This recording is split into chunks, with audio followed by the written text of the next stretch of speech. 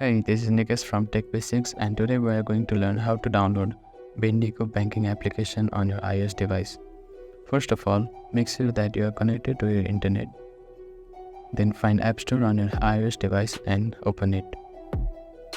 In the top search bar, type in Bendigo and click on search.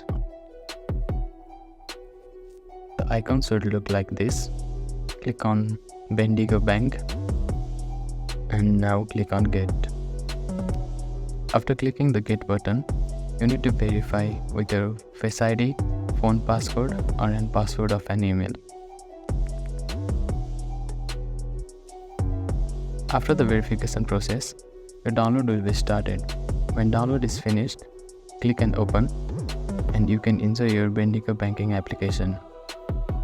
Thank you for watching this video. Hope you enjoy it. Please like, share and subscribe to our channel and feel free to comment down below if you have any queries. Thank you.